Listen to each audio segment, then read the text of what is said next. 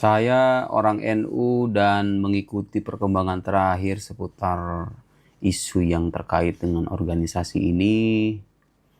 Kita tidak tahu apa sesungguhnya yang terjadi ya.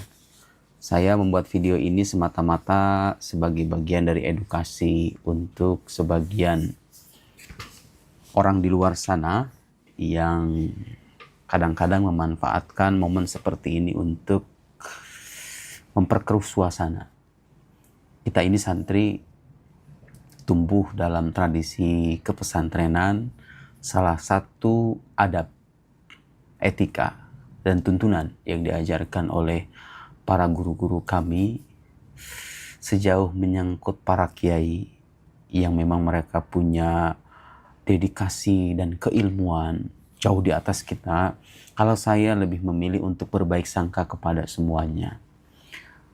Mungkin saja ada pihak yang bersalah, ada pihak yang benar, tapi kan di zaman sekarang kita nggak bisa tahu 100%. Yang kita tahu itu kan hanya di permukaan saja. Saya secara pribadi merasa nyaman dengan hidup seperti ini. Ketika ada kontroversi yang melibatkan perselisihan pendapat para alim ulama, para kiai, baik ketika saya dulu di Mesir maupun ketika saya pulang ke tanah air, saya lebih nyaman dengan sudut pandang semacam ini. Yang kita duga salah pun kadang-kadang ada sisi kebenarannya. Cuma sisi kebenaran ini kadang-kadang kita nggak tahu 100%. Dan sekarang kita hidup pada zaman di mana kebohongan itu lebih mudah didapat ketimbang kebenaran.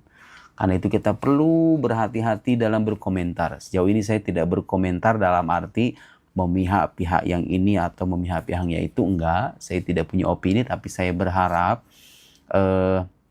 golongan anak-anak muda yang tidak begitu tahu menahu menyangkut persoalan ini tidak perlu berkomentar lebih banyak. Lebih baik kita berbaik sangka kepada semuanya. Kiai yang dikatakan salah, ya kita anggap aja dia punya pertimbangan lain yang mungkin kita nggak tahu dan ada sisi kebenarannya. Begitupun sebaliknya.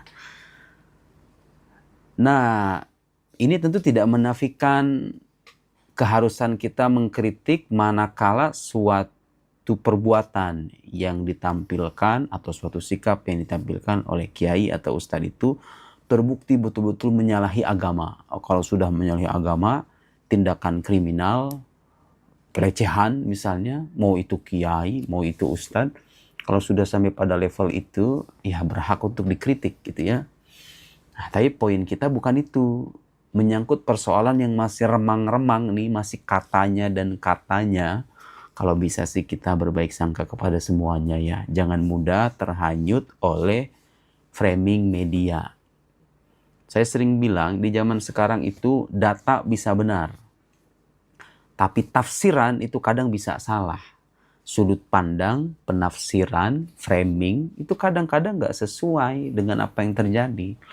Lain fakta, lain realita gitu loh. Saya beri contoh sederhana ya untuk membedakan kedua hal ini. Ketika Anda melihat misalnya seorang kiai masuk ke dalam sebuah ruangan diskotik. Misalnya ini sebagai contoh. Bayangan orang kiai ini main perempuan, itu kan yang terlihat, main perempuan.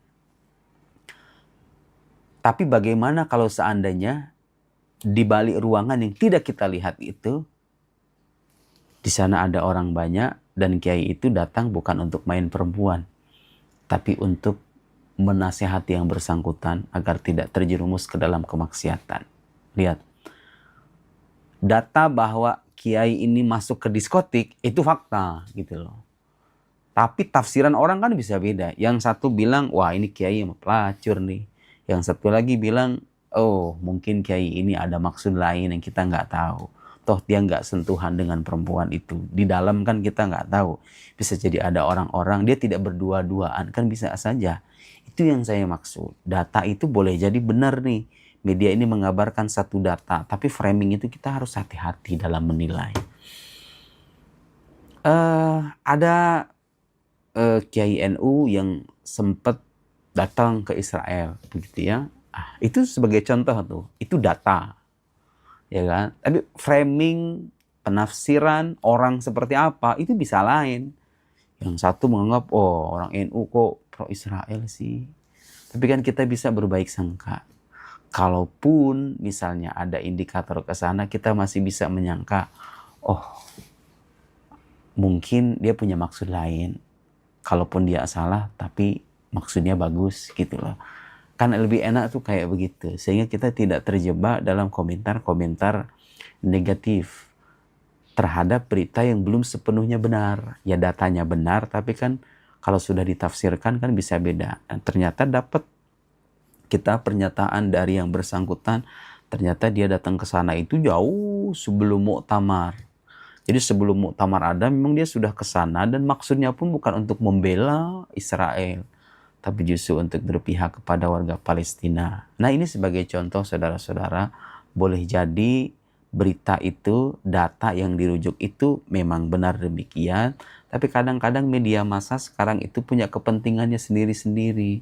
Ada orang yang suka memecah belah. Nah kita tuh jangan sampai terjebak dalam framing-framing yang memecah belah itu.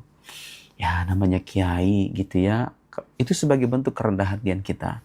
Namanya kiai mungkin lebih tahu ketimbang kita. Atau dia tidak secara terus terang mendukung gitu kan.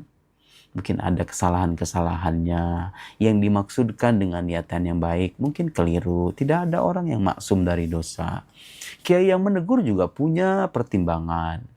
Yang dibilang ingin memecat begitu, katakan begitu bahasanya, atau meminta untuk mengundurkan diri juga punya pertimbangan. Jadi masing-masing itu kita anggap aja mereka sedang berjuang untuk memberikan yang terbaik kepada Nahdlatul Ulama. Mereka adalah kiai-kiai yang punya kapasitas gitu ya. Itu sikap saya pribadi, dan sepertinya kalau kita menganut sudut pandang semacam ini, cara berpikir kita bisa lebih damai dan sejuk tanpa harus mencari, mengorek-ngorek kesalahan yang ini, kesalahan yang itu. Kita doakan saja mudah-mudahan para kiai itu dibimbing oleh Allah untuk mencari solusi yang terbaik untuk organisasi yang sudah berperan besar dalam kehidupan berbangsa kita. Nahdlatul Ulama itu gak bisa diingkari. Jejak dan kontribusi positifnya, pasti di setiap organisasi itu ada dinamika ya. Ada perbedaan pendapat. Kita jangan bicara orang zaman sekarang. Di zaman Nabi sekalipun.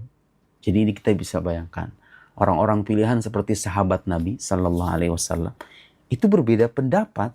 Bahkan perbedaan itu kadang-kadang begitu sengitnya. Bahkan sampai-sampai menimbulkan konflik. Begitu ya. Bahkan terjadi perang saudara. Nah, tapi kan kita diminta untuk berbaik sangka ya, masing-masing mereka itu berupaya untuk berijtihad. Nah, bahasa agamanya berijtihad. Mungkin ijtihad mereka itu mengantarkan mereka pada sikap yang salah, tapi selama ada ketulusan niat, selama ada i'tikad yang baik, kita berharap mudah-mudahan kesalahan mereka pun diampuni oleh Allah Subhanahu wa taala. Kita hidup pada zaman di mana orang tuh mudah berburuk sangka ketimbang berbaik sangka. Nah, sepertinya kita perlu menghidupkan sudut pandang di mana kita itu berupaya untuk mencari kemungkinan baik di balik kesalahan-kesalahan yang kita lihat. Kalau kita melihat kiai atau ustadz melakukan suatu perbuatan yang masih multitafsir, bisa dimaknai begini, bisa dimaknai begitu. Lebih baik kita berbaik sangka saja. Tapi kalau sudah menyangkut pelanggaran, kalau sudah menyangkut penodaan terhadap agama, pelecehan dan semacamnya, baru kita mengkritik. Itu pun mengkritik dengan adab kan, ya dengan siapapun sih sebetulnya. Mengkritik kan perlu dengan etika. Dengan cara itulah kita mudah-mudahan bisa menjadi bangsa yang religius.